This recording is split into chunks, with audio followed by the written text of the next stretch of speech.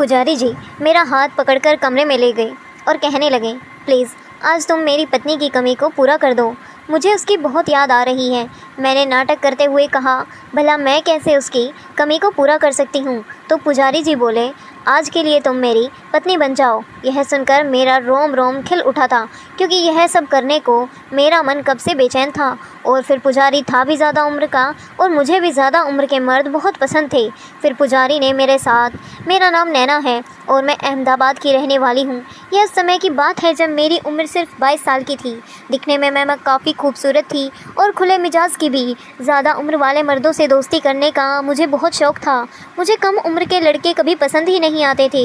यूँ तो गली के लड़के मेरे आगे पीछे घूमते थे, मुझे पटाने की हर मुमकिन कोशिश करते, लेकिन मैं कभी उन्हें घास नहीं डालती थी। मेरा मन हमेशा अधेड़ उम्र के मर्दों को देखकर मचलने लगता था। मेरे घर से कुछ ही दूरी पर एक छोटा सा मंदिर था।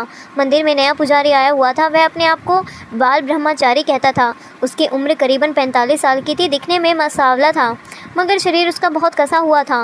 मैं हफ्ते में 4-5 बार मंदिर जाया करती थी। मंदिर में वह मुझे घूर कर शरारती नज़रों से देखा करता था। मुझे उसकी नीयत पर शक होने लगा था, मगर मन ही मन मुझे अच्छा भी लगता था, क्योंकि उसका बदन बहुत ही ज़्यादा कसा हुआ था, जो देखने में काफ़ी आकर्षित लगता था। एक दिन मैं बहुत ही सुबह ही मंदिर पहुंच गई थी। वहां पहुंचने पर देखा कि पुजारी नहा रहा है। वह मेरी तरफ देखकर मुस्कुरा दिया और रुकने के लिए इशारा किया। वह खुले में नल के नीचे नहा रहा था। उसका कसा हुआ बदन बहुत अच्छा लग रहा था। उसने पतली सफ़ेद धोती पहन रखी थी। मैं तिरछी नज़र से उसे देख ही रही थी। शायद उसे पता चल गया कि मैं उसे देख रही हूँ। गीली धोती होने की वजह से उसका पूरा वजूद साफ नज़र आ रहा था। मेरी नज़र तो उसके हटने का नाम ही नहीं ले रही थी। वह अब कपड़े बदलने लगा। कपड़े बदलकर वह मेरे पास आ गया और बोला, अब तुम्हें पूजा कराता हूँ। पूजा के बाद उसने मेरी पूजा की थाली में चुपचाप एक पर्ची डाल दी, जिसमें डालते हुए देख चुकी थी, लेकिन मैंने उसको ऐसा दिखाया जैसे मुझे कुछ पता ही नहीं। मैं रास्ते में वह पर्ची खोलकर देखी तो उसमें लिखा हुआ था, तुम बहुत ही ज़्यादा सुंदर हो। यह पढ़कर मेरा रोम रोम खिल उठा था। खूबसूरत तो मैं थी, लेकिन ना जाने क्यों उसकी तारीफ़ से मेरा दिल अंदर से मचल उठा था। मैं चुपचाप अपने घर पर आ गई और अपने घर के कामों में लग गई।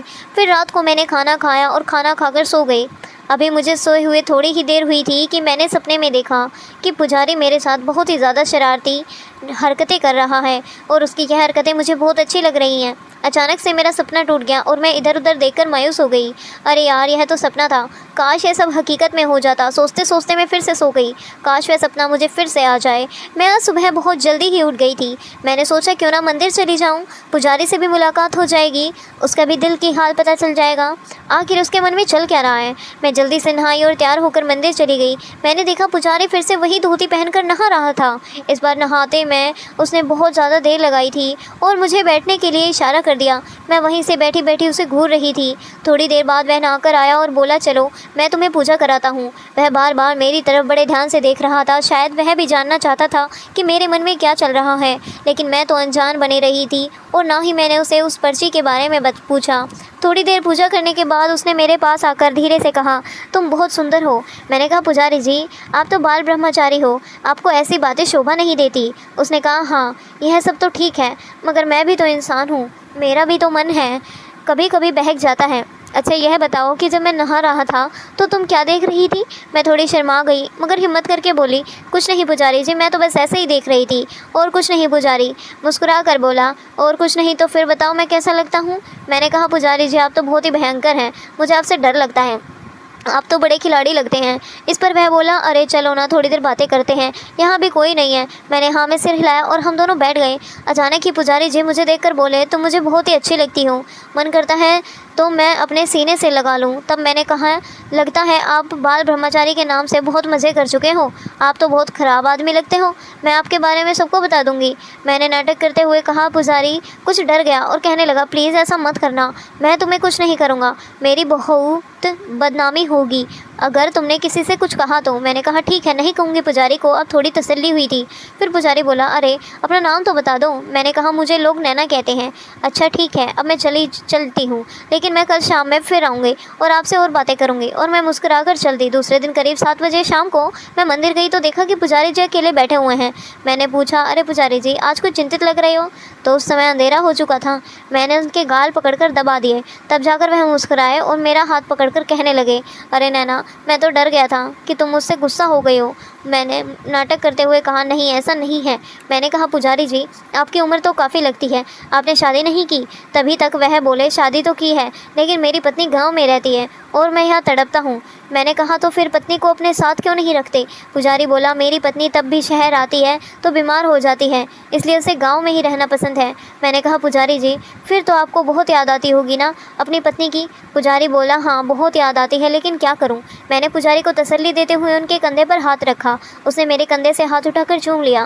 मैं थोड़ी सहम गई थी। फिर पुजारी जी मेरा हाथ पकड़कर कमरे में ले गए और कहने लगे, प्लीज़ आज तुम मेरी पत्नी की कमी को पूरा कर दो, मुझे उसकी बहुत याद आ रही है। मैंने नाटक करते हुए कहा, भला मैं कैसे उसकी कमी को पूरा कर सकती हूँ? तो पुजारी जी बोला, आज के लिए तुम मेरी पत्नी बन जाओ, मैंने हिचकिचाहट होती जाएगी। पुजारी बोला, आज यहाँ कोई नहीं आने वाला है। इतना कहकर पुजारी ने मुझे अपने गले से लगा लिया और कमरे में बहुत धीमी रोशनी थी। अचानक ही पुजारी ने मुझे एक गिलास में शरबत दिया और कहने लगा, जल्दी से फटाफट इसे पी लो और बताओ कैसा है। मैंने जैसे ही वे शरबत पिया मुझे एक सुर चढ़ने लगा। मैंने कहा, आप पहले यह बताओ कि आप कितनी लड़कियों की को बीवी बना चुके हो? पुजारी जी बोले, अरे नैना बस तुम दूसरी हो, इससे पहले एक 40-45 साल की औरत के साथ मस्ती की थी, वह विधवा थी। मैंने कहा, ओह पुजारी जी मैं तो कुंवारी हूँ। इतना कहकर मैं थोड़े नखरे दिखाने लगी, लेकिन धीरे धीरे मेरे जज्बात भी पिघलने लगे और कब मैंने अपना तन मन उन्हें सौंप दिया मुझे पता ही नहीं चला। जब होश आया तो बहुत देर हो चुकी थी। मैं थोड़ा घबरा सी गई थी। पुजारी जी मुझे सॉरी बोलने लगा। मैं दिखावटी गुस्सा करने लगी। मैं घर जाने के लिए कहने लगी। पुजारी ने मुझे कुछ देर और रुकने के लिए कहा। बिना कुछ बोले मैं थोड़ी देर बैठी रही और झूठा गुस्सा दिखाती रही। वो बोला, तुम मुझे बहुत अच्छी लगती हो, तुम रोज़ मेरे पास आ जाया करो, मेरा भी दिल बहल जाएगा और तुम्हारा भी मनोरंजन हो जाएगा। मैंने हाँ में सिर हिलाया और उसके बाद मैं अपने घर आ गई। यह सिलसिला करीब 6 महीने तक चलता। उसके बाद मेरी शादी हो गई और मैं अपने ससुराल चली गई। फिर पुजारी से मेरी मुलाकात कभी नहीं हो पाई, क्योंकि मेरी शादी के बाद ही पुजारी भी वहाँ से अपनी पत्नी के पास गांव चला गया। तो दोस्तों यह थी हमारी आज की कहानी आपको कैसी लगी हमें कमेंट करके ज़रूर बताएं। वीडियो अच्छी लगी हो तो लाइक करें, शेयर करें, सब्सक्राइब करें। धन्यवाद। मिलते हैं कल आपसे एक नई कहानी में।